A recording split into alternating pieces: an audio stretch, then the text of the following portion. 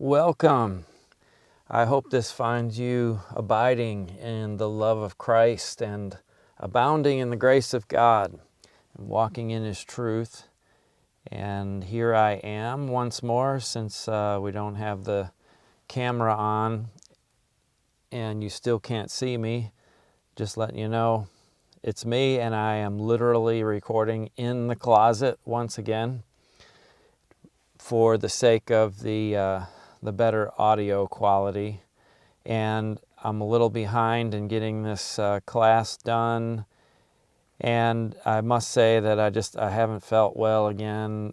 And I know you probably get tired of hearing me talk about that, but hopefully things, I'm seeing another doctor soon, and more adjustments made in my medication that seem to be helping, and Lord willing, I'll be feeling better soon. But it's been a long time since I've felt well on any kind of consistent basis, and so I apologize from time to time when I'm feeling wiped out on the days that I need to record, that I haven't been able to do class, or I've gotten the class up late. Well, let's see what we can cover now together. We moved on from looking at literary features to talking about themes in theology, but I want to just make a summary statement because I quickly jumped from the end of the literary features discussion right into themes in theology, and I didn't really stress the concluding point about that that I wanted to make. You know, when we look at these characteristics of Mark's gospel and the way he tells the story, even though his Greek isn't polished, and I may have said this before, so forgive me if I'm repeating myself here, but it might be good to hear it again. But what would you rather hear? A professor give a lecture who has excellent English but is kind of dull? I mean, wouldn't you find that a little bit boring? Or someone who maybe used a lot of colloquialisms and kind of talked like you do in casual conversation, and maybe wasn't speaking with tremendous eloquence, but was a compelling storyteller? I think that would really grab your attention, wouldn't it? And so I think that's the point we want to make about when we look at these characteristics of Mark's gospel, is that he's telling the story of Christ. All these literary devices, all the elements that we've discussed, they all come together to make a compelling narrative of Jesus. And that's why we should look at the book of Mark as just the exciting and dynamic gospel. So I hope we can have a new appreciation for, or a renewed appreciation for, the greatness of Mark's storytelling. Okay, so we began to look at themes in theology, and I just introduced the motif of mystery, and I know I ran through these passages last time, but I want to look at them again, and in fact, I want to go back and sneak one in here to highlight an expression that Jesus uses when he's talking to the disciples in Mark chapter 4, when he's explaining his use of parables. Look at what he says here. When they asked him about, in verse 10, Mark 4 and verse 10, and they asked him about why he was teaching in parables. And then you'll notice he says to them in verse 11, "To you it has been given the secret of the kingdom of God." So notice there that use of that term, the secret of the kingdom of God.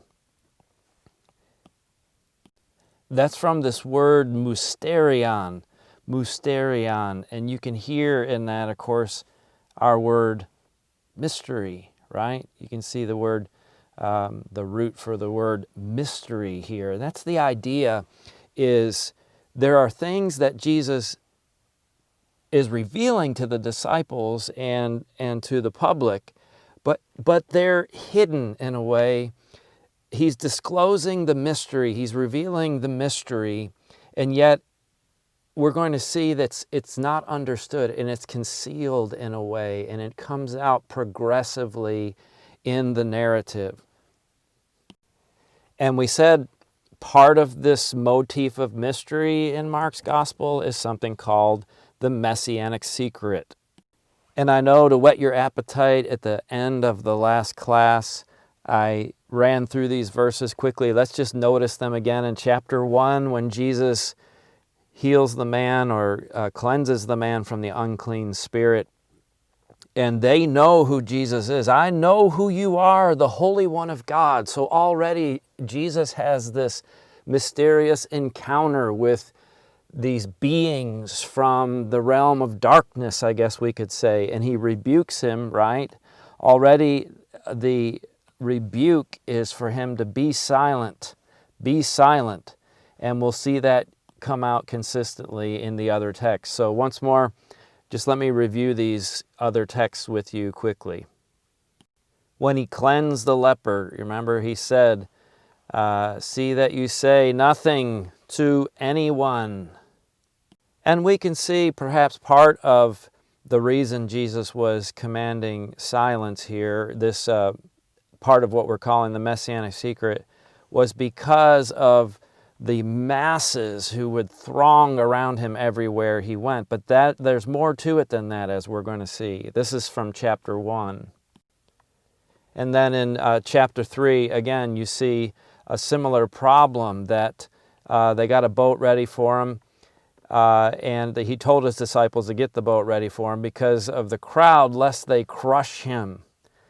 So here, once again, we find that Jesus is healing. He's delivering people from unclean spirits. They know who Jesus is, so they fall down and cry out. This is part of the drama of Mark's gospel, is how the demons know who Jesus is. The crowds don't understand. Even the disciples don't understand, as we'll see. But these beings do. These demonic beings do. And he strictly ordered them not to make him known. And we'll talk about that as we proceed.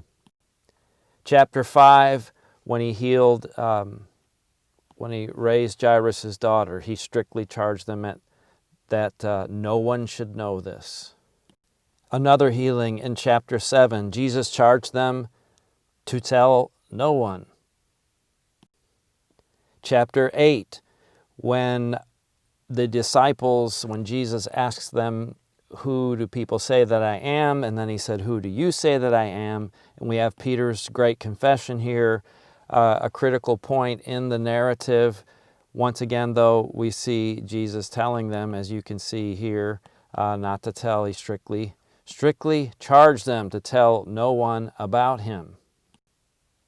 Chapter 9, when he came down from the mountain with Peter, James, and John, he charged them to tell no one what they had seen until. So we see here, you're getting hints that part of the issue is that they're not ready yet to make known, to properly make known who Jesus is. To give you a little bit of history about this idea, the first one to address it as a theology in Mark's gospel in these terms was William Reed, way back in the early 20th century, back in 1901. And so Reed came up with this idea that Jesus never claimed to be the Messiah, and that his disciples didn't understand him to be the Messiah until after his resurrection. So when Mark's recording his gospel, he has to deal with the problem that these stories he's recording about Jesus don't say much about Jesus' messiahship. So Reed came up with this idea that this Messianic Secret motif, he called it, in which he said that, Mark invented this idea that Jesus tried to keep his identity a secret.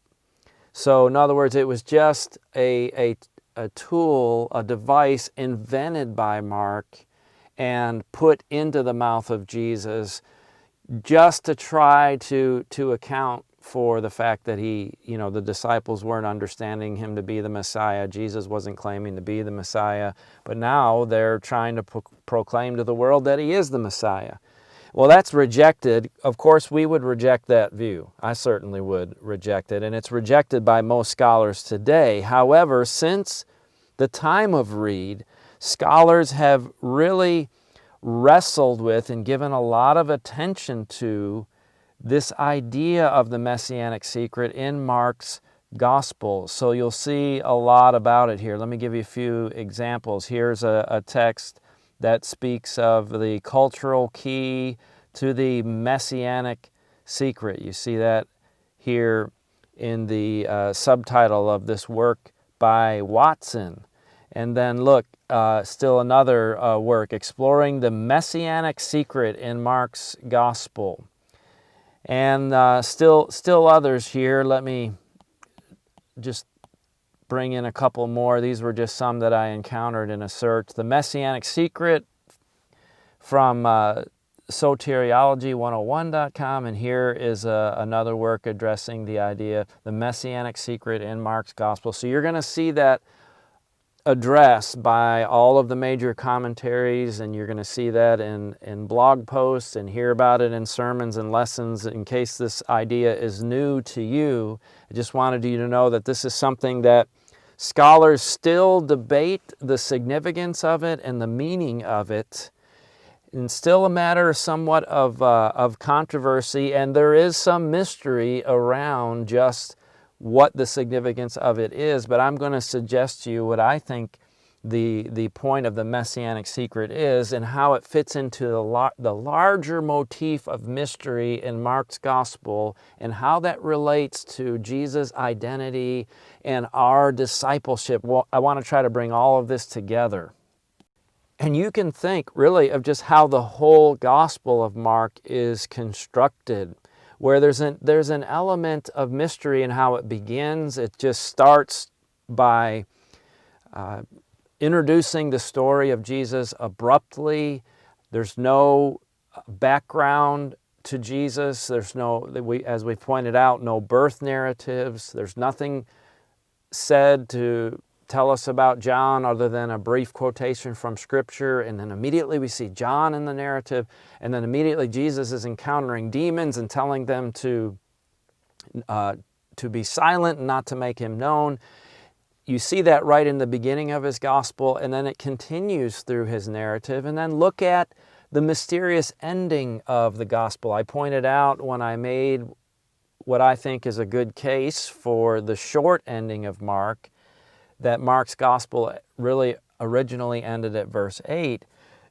So think of if that is where Mark's gospel ends, even at the close of his gospel, there's something of a mystery where we're kind of left hanging there to wrestle with the question of Jesus' identity and how we're going to respond to it in light of the announcement of his resurrection. But this motif of mystery and the Messianic secret, let me make this suggestion to you as to what the significance of it is.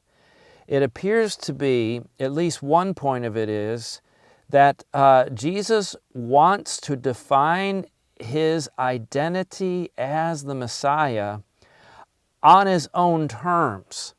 And so he doesn't want the demons announcing him as the Messiah.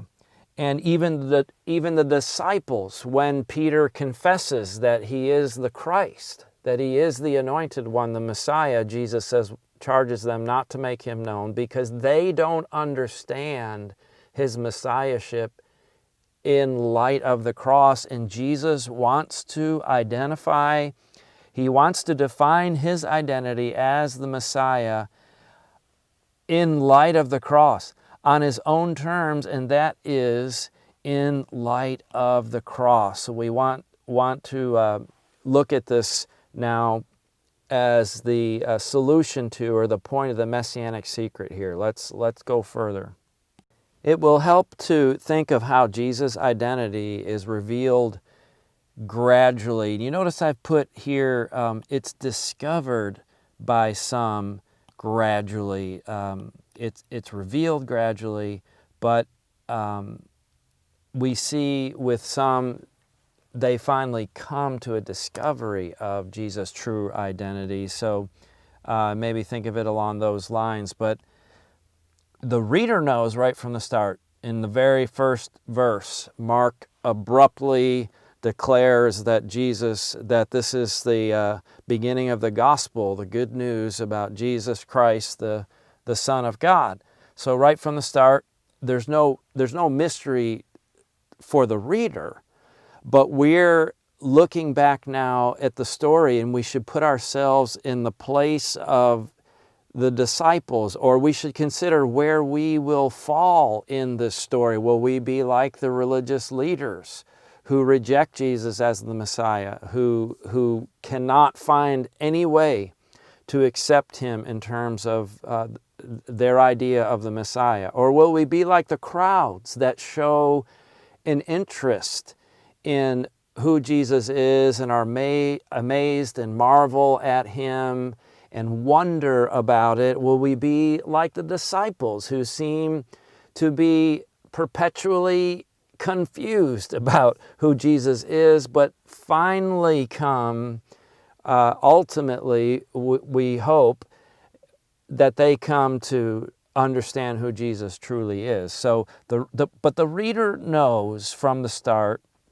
And of course, Jesus knows, and God the Father declares him at his baptism to be his Son. We've pointed out, that the demons certainly know, and so the spiritual realm understands who Jesus is. And then we come to that ironic moment at the cross where, of all people, this Gentile centurion in charge of the detail that crucified Jesus, he announces that truly this is a Son of God. Now, I say he knows it, and I put that in quotation marks here. I'm not sure he would understand fully what it means that Jesus is the Son of God, but you see the irony in that the disciples don't get it, and Mark keeps showing how they don't get it, and yet the centurion at the cross understands that even though he's been crucified, he is the Son of God. And in contrast, the disciples do not understand, even though, and I say here they don't understand. I'm not saying they don't know or believe that he's the Messiah, but the point is, they don't understand what that entails. They don't understand that it includes the rejection and the suffering and the death, and then ultimately the resurrection of the Messiah from the dead to reign. And so, while they may profess, as we see in Peter's confession, that he is the Christ, they don't understand it. Let's explore that a little further. And we'll do that by remembering here we're looking at the motif of mystery, or you might say secrecy in the gospel, in Mark's gospel. But also let's connect it to another theme, and that is we see in Mark's gospel an emphasis on the failure of the disciples. And we'll get to this failure to understand here in a moment. But as I pointed out several times, I mean, we made this point many times, even back as far back as when we were looking at the synoptic problem and Markan priority, and we were, comparing some different aspects of the Gospels and their similarities and their differences and all of that. We pointed out already more than once how Mark has the most negative portrayal of the disciples. We see in Mark's account how they fail to understand. We're going to get to that here in a moment, the significance of Jesus' teaching. That's often the case. They fail to recognize his authority and power. And I'm giving some references there. We're not going to look at all those passages. I just wanted to put this before you. They fail to comprehend his messiahship, as we just said.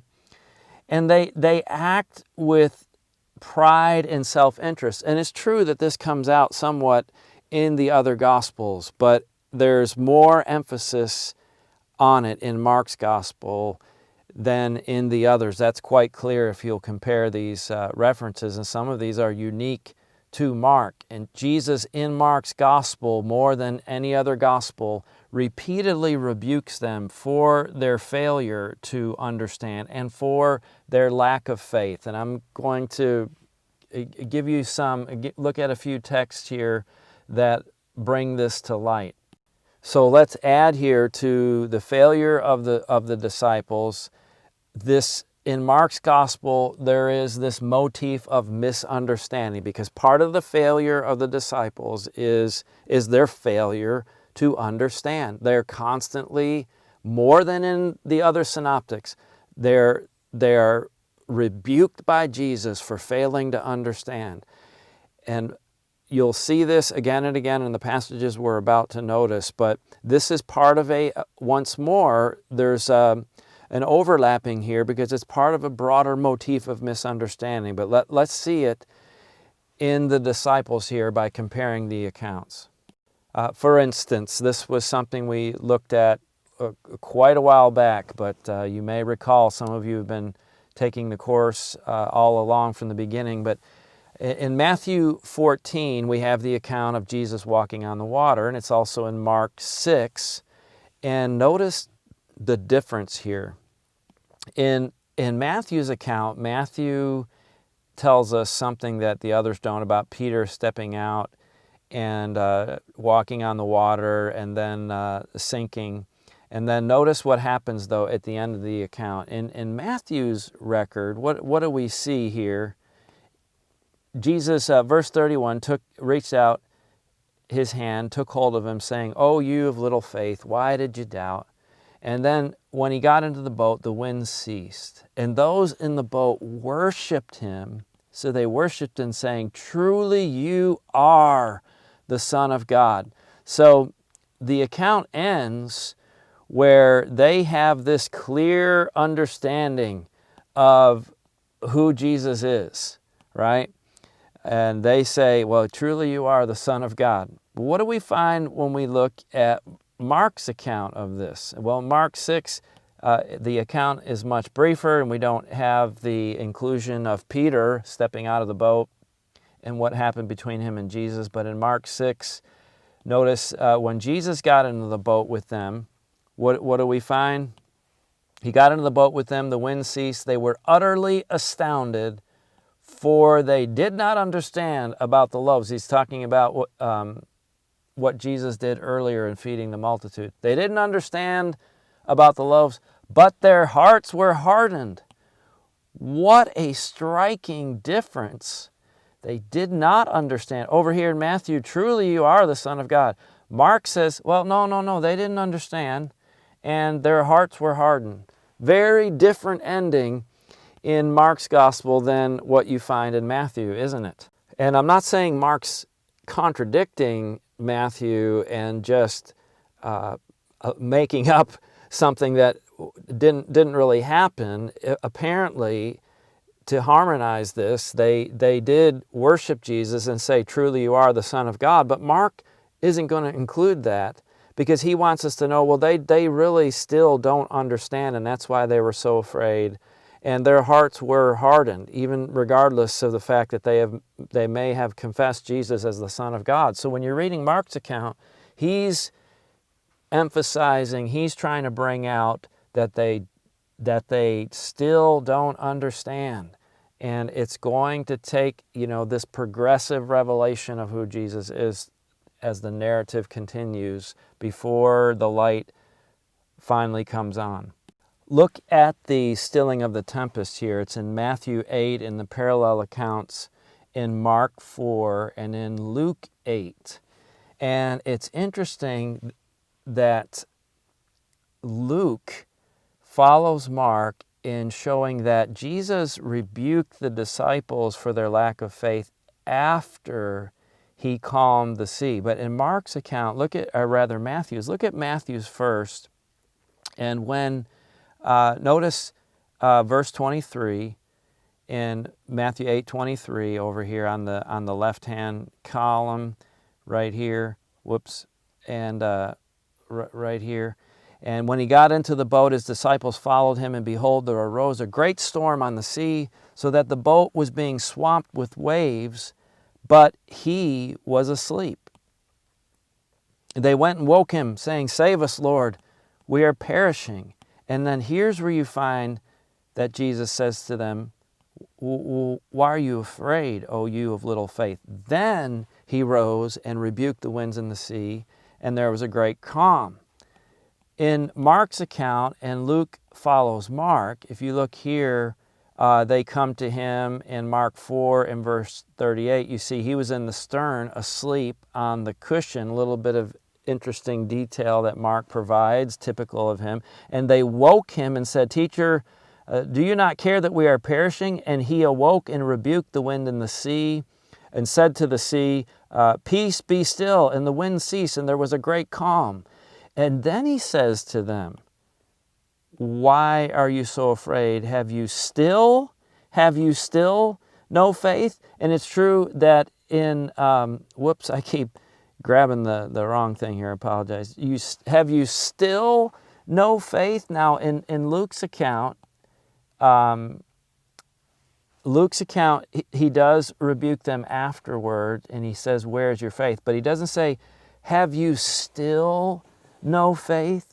That's slightly different emphasis here. Over in Luke's account, in Luke 8, where you have Luke's giving a much more positive portrayal, as we pointed out when we looked at Luke, much more positive portrayal, the most positive portrayal of the disciples of any of the Gospels. And over there he says, well, where is your faith? Where is your faith? But here there seems to be more consternation on Jesus' part in Mark. You still have no faith. And then in the reaction, Matthew's account says that they marveled. Notice, let me group this together. There we go. In Mark's account, the text says that they marveled. The men marveled. So notice that. But and that's true in Luke's account as well. Then it says that they marveled. They marveled over there in Luke 8. But in Mark's account, it says they were filled with great fear. So they were terrified. So again, some subtle but significant differences. Differences in emphasis in what Mark is trying to bring out about the state of mind of the disciples. Now, in the explanation of Jesus' use of parables, when they ask him, you notice in Matthew's account here, this is Matthew 13 and Mark 4 and Luke 8. And Luke says very little about it. You see just a few verses there. But Matthew, there's much more, and the disciples ask him, "Well, why are you speaking in parables?" And then he explains, "To you it has been given to know the secrets." And notice Mark has secret. Mark's account has secret, and Matthew and Luke have secrets, plural. And I know of some, or at least one, that one scholar I was studying from who makes a big deal out of that and says, that's showing you there's this concept of secret, of mystery in Mark's gospel, and I'll leave that for you to think about there. It is an interesting thought. But in Matthew's account, when Jesus explains, and it's a citation from Isaiah chapter 6, notice verse 12 here look at Mark's account. Because in verse 12 he says that they may indeed see, but not perceive, and may indeed hear, but not understand, lest they should turn, and I should forgive them. Well, Matthew says a lot more about that, and he cites Isaiah specifically with a variation of the fulfillment formula, and you continue on and he talks about how something you're not going to find in Mark's gospel. Now, again, Luke does not seem that concerned with giving us any detail about this. So let's just mainly focus on the difference in Matthew and Mark here, because notice Jesus says something you're not going to find in Mark. Blessed are your eyes, for they see, and your ears, for they hear. For truly I say to you, many prophets and righteous people long to see what you see and did not see it, and to hear what you hear and did not hear it. And then when he explains the parable of the sower, notice that there's a rebuke over here in Mark that is found just here. In Mark chapter 4 and verse 13, do you not understand this parable? How then will you understand all the parables? So there's again a bit of extra chastisement from Jesus to the disciples, whereas over in Matthew's account he's saying, oh, well you see and you hear and you understand. But in Mark's account it's Jesus is frustrated or chastising because they don't understand, and how are they going to understand the rest of what he has to say? So it is still yet another rebuke. Now here's a very interesting and striking one. In Matthew, when you compare Matthew's account in Matthew 16 with Mark's account in Mark 8, where they're crossing the Sea of Galilee, and Jesus warns them about what he calls here, notice, in Matthew 16 and verse 6 here, Jesus said to them, watch and beware of the leaven of the Pharisees and the Sadducees. Notice that. And so they began discussing among themselves, and this is almost comical for us as the reader because we know what Jesus is talking about. But they began to discuss among themselves saying, well, we brought no bread. Jesus is talking about leaven here, so he must have meant we didn't bring bread. But notice verse 8, Jesus, aware of this, said, oh, you of little faith, why are you discussing among yourselves the fact that you have no bread? And he does say to them over here, do you not yet perceive? Do you not remember? And then he talks about the 5 loaves and then the time that he fed the 5,000. And then with the women and children, verse 10, the time he fed the 4,000 and how much they gathered afterwards. And he says, so how is it that you fail to understand that I did not speak about bread? Beware of the leaven of the Pharisees and Sadducees. He's saying, when I say that, see, now you know I'm not talking about bread. And then what do you see here that you're not going to find in Mark? Then they understood that he did not tell them to beware of the leaven of bread, but of the teaching of the Pharisees. So then they understand. You're not going to see that when we look over here in Mark's account, that they come to understand. All right, so let's do that. Let's look at Mark's account here and see if you can notice the difference. So when Jesus warns them about the bread, I've found it right here, Mark 8, in verse 15, and he cautioned them saying, watch out, beware of the leaven of the Pharisees, and notice here, the leaven of Herod. And they began discussing with one another the fact that they had no bread. Okay, well, but let's continue here. Jesus, aware of this, said to them, why are you discussing the fact that you have no bread? Do you not, now this is similar up to this point, do you not perceive or understand? But then he says something here you only find in Mark's account. Are your hearts hardened? Having eyes, do you not see? And having ears, do you not hear? And do you not remember?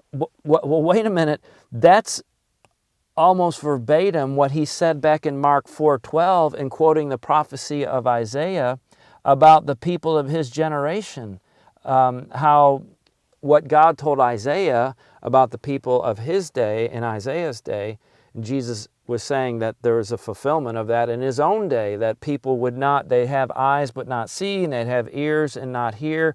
Well, now Jesus uses that same language of the disciples. And all we find at the end of this account is Jesus is saying to them once again, do you still not understand? Whereas in Matthew's account, they finally come to understand. In Mark's account, it just ends with, well, do you still don't get it? Do you not yet understand? That's all we get. And so we don't get the coming to an understanding that you do over in Matthew's account, but rather a characterization of them like those whose hearts are still blinded. To that, let's add a miracle that is recorded only in Mark's gospel that is quite interesting and mysterious to think about here. It's the healing of the blind man in Bethsaida. It's this healing that Jesus accomplishes in stages. Now, Mark and Luke do not include it. They seem to want to leave off anything from Mark's gospel that would even be remotely suggestive of Jesus, being like these charlatans who pretended to have magical powers and use incantations and things like that.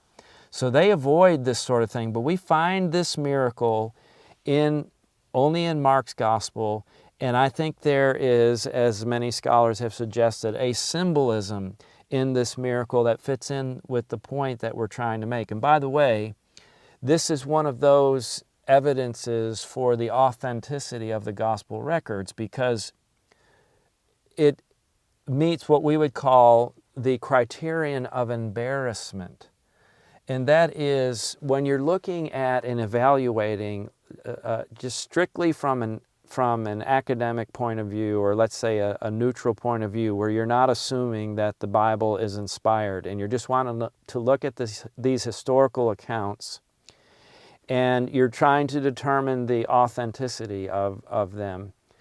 And if you're looking at this miracle, you have to think to yourself, this must be something that really happened, because why would the disciples fabricate a story that seems to suggest that it took Jesus more than one try to heal this blind man? Now, we know that Jesus, he's already healed others who are blind, and we know that Jesus has the power to heal the man by simply willing it to be so, or he could just pronounce it to be so. But I think, like other scholars have suggested, again, that there is symbolism in this miracle, and that's why Jesus did it in the way that he did. And it fits in with this motif of misunderstanding and progressive revelation of Jesus' true identity, and with the disciples needing their understanding enhanced and clarified for them to grow and come to finally be able to see. So let's look at the miracle here. And this account, this healing, is in Mark chapter 8. And in verse 22, they came to Bethsaida, and some people brought to him a blind man and begged him to touch him.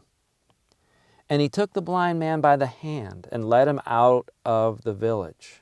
So notice, Jesus is, there's something different about how he's going to heal this man. And when he spit on his eyes and laid hands on him, he asked him. Now, this was the sort of thing that people would do to try to effect healings in that time, and of course they weren't able to. But notice it says, he laid his hands on him, and he asked him, "Do you see anything?" And he looked up and he said, "Well, I see people, but they look like trees walking." So he now has some vision restored, but he cannot see fully and properly. And so then Jesus laid his hands on his eyes again. And he opened his eyes, and his sight was restored, and he saw everything clearly. Notice that Then, with the further touch of Jesus, he saw everything clearly. Oh, that I think is the key here. And he sent him to his home, saying, "Do not even enter the village."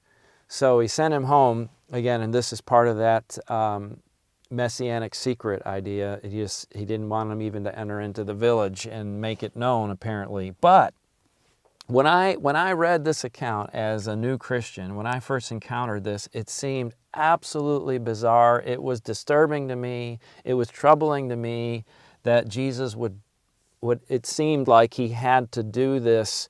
He had to sort of try again, because the first time he healed him, the man's sight wasn't fully restored. But now I find it absolutely fascinating and a compelling part of this overall theme that runs through Mark of this, as I said, a development of understanding where it takes the whole account until finally we get to Jesus suffering on the cross, where we can see clearly that Jesus' Messiahship includes his suffering and his death.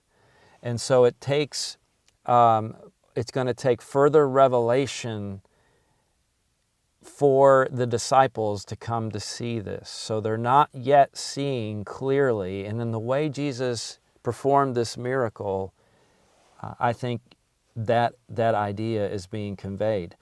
And if you're a bit skeptical about that, just think of the tremendous symbolism in the miracles of Christ. We're going to see that when we get to John's Gospel, and I know John brings that out in a way that you don't see as much in the synoptics.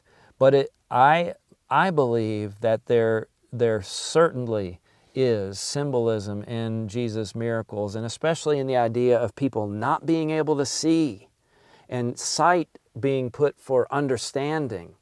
And so giving this man back his sight so that he could see clearly.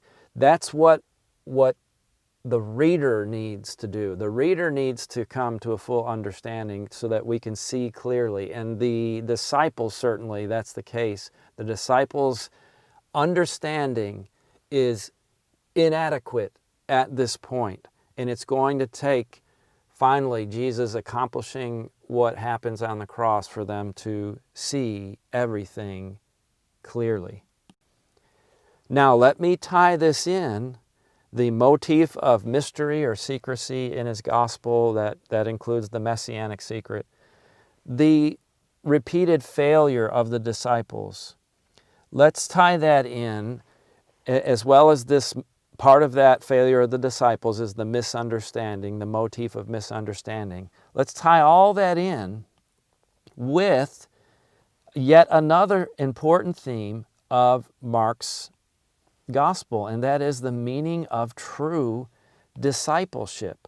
The meaning of true discipleship. Now, of course, the other gospels have some teaching about discipleship and what it means to follow Jesus, but proportionally in Mark's gospel, we see an emphasis on the meaning of discipleship in terms of suffering, in terms of taking up our crosses and following Christ, in terms of what we see in Jesus in his suffering and sacrifice, because that's an emphasis. See, all of this will dovetail nicely. This will all segue beautifully into the Christology of Mark's gospel, where we see he emphasizes Jesus as the suffering Son of Man. And so to follow him, to be a true disciple of Christ, we need to understand that about him. So let me show you what I mean. Now this is, once again, Mark 8, and Matthew includes this as well, some of it in Matthew 16, and adds some things to it that we don't find here, where Jesus pronounces a blessing on Peter. We don't find that blessing here. We find just the rebuke of Peter. And Luke includes some of these elements here, but Luke puts a different kind of emphasis on the cost of discipleship, including things that aren't in Matthew and Mark. But let's look at how you see this in Mark's gospel. So notice that in Mark 8, 31, he began to teach that the Son of Man, this is after Peter professes that Jesus is the Christ, and he charged them not to tell anyone. And he began to teach them that the Son of Man must suffer many things and be rejected by the elders and the chief priests and the scribes and be killed, and after 3 days rise again. And he said this, notice Mark wants us to know, he said this plainly, and I believe that's unique to Mark's account. He said it plainly. I mean, he just came out and said it explicitly. I'm going to be killed and I'm going to rise again 3 days later. But Peter took him aside and began to rebuke him. But turning and seeing the disciples, he rebuked Peter and said, "Get behind me, Satan, for you're not setting your mind on the things of God, but on the things of man." So this sets up for us really the place where we have to find ourselves, either lining up with setting our minds on the things of God or the things of man. And if we aren't accepting who Jesus really is and what his messiahship involves, then we are essentially aligning ourselves with Satan. And so then Jesus, notice, calling the crowd to him with his disciples, he said to them, "If any man would come after me, let him deny himself." Now this, I know we're familiar, and we often cite it from Matthew's account as well. "Let him deny himself and take up his cross and follow me. For whoever would save his life will lose it. But whoever loses his life for my sake," and now this is unique to Mark's gospel and the Gospels. Remember we said Mark's gospel begins in verse 1 with, this is the beginning of the gospel. And there are a couple of references we pointed out earlier that are unique to his account, where he includes that word, the gospel's sake. And it seems that he is trying to emphasize this is all part of what the gospel is about. And the Gospels, he says, will save it. "For what does it profit a man to gain the whole world and forfeit his soul? What can a man give in return for his soul?" What powerful words, right? "For whoever is ashamed of me," and again, this is the idea of a willingness to confess Christ even if your life is on the line, because often the disciples would be brought before the authorities and given an opportunity to deny Christ. And if they denied him to save their own lives, see, he's talking about trying to save your life, you're going to lose it. Because you're acting as though you're ashamed of me. "Whoever is ashamed of me and my words," and notice here, he doesn't have what Matthew has in another place in Matthew 10. "If you deny me before men, I'll deny you before my Father. But if you confess me before men, I'll confess you before my Father."